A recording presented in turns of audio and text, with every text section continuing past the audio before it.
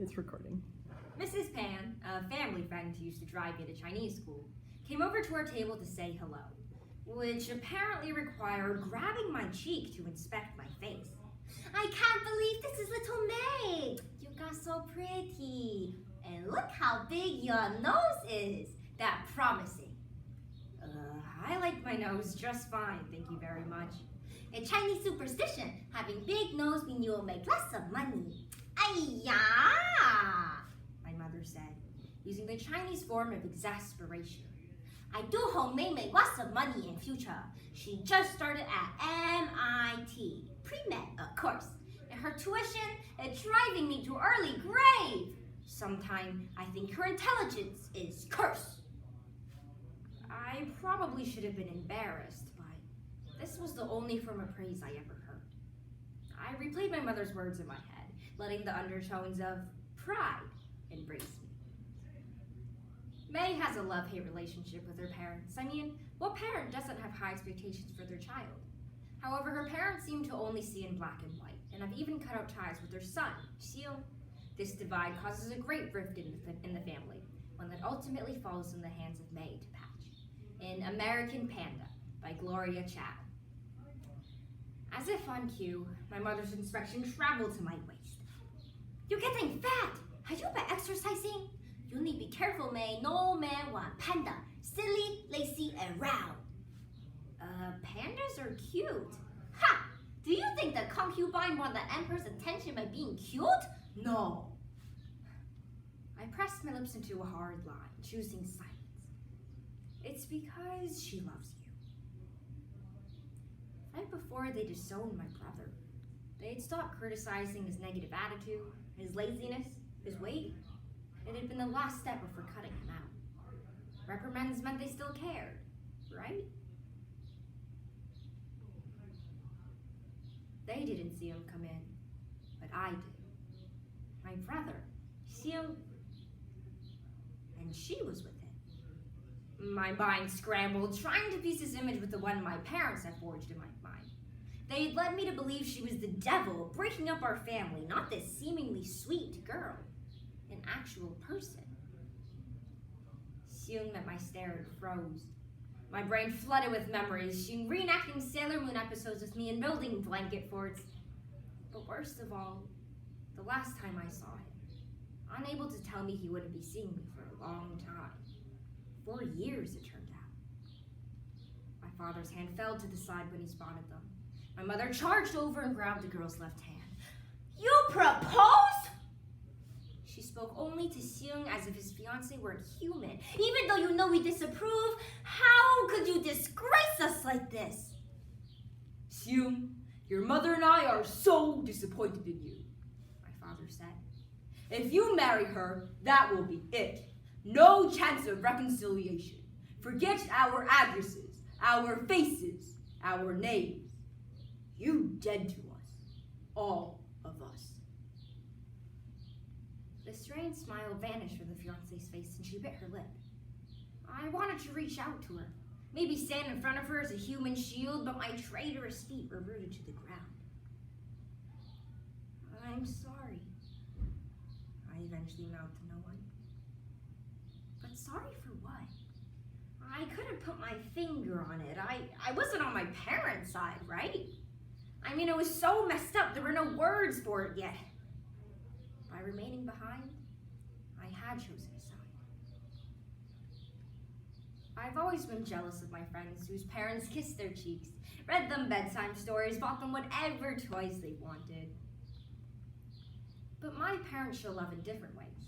Shopping exclusively at garage sales, reusing napkins and Ziplocs, never treating themselves to the vacation or furniture they coveted.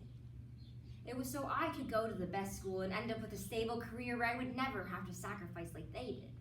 To them, a secure future was the ultimate gift a parent could give. How could I refuse them when this was their motivation? What is it? My mother asked, breaking into my thoughts. What do you mean? I can tell. Something bothers you. Really? You can tell? Of course. I am your mama. My chest twinged. Nothing's bothering me. I'm just thankful that you want the best for me, that you've sacrificed so much to get me here. I could have been successful too. I went to Taida, the Harvard of Taiwan. I did better than your Baba. Yet, I don't have anything to show for it. I tried not to think about the fact that she was so unhappy, or that Xiong and his fiance had looked so in love, or that the pressure was boxing me in, restricting my airflow with no end in sight. For the first time at the restaurant, I didn't notice the stinky tofu smell. I was too focused on the sweat pooling in my pits and hands. I couldn't keep the secret anymore. I saw Xiong on purpose. I reached out first. My father shook his head. That cannot be! I reached out to him because I miss him. He's my brother. I just wanted to see how he was doing, make sure he's okay. It had nothing to do with your conflict or taking sides or disrespecting you. My father slapped the table. May, this is not up for discussion. I just want to talk like adults. You are a child. I'm in college. I may be young, but it's only because you pushed me, making me skip a grade without ever asking what I wanted. I'm 17 only when it suits you. May, have you no respect? Haven't we taught you better than this? You're Chinese. Act like it. I'm Chinese American. America's culture too. Why can't I identify with that also?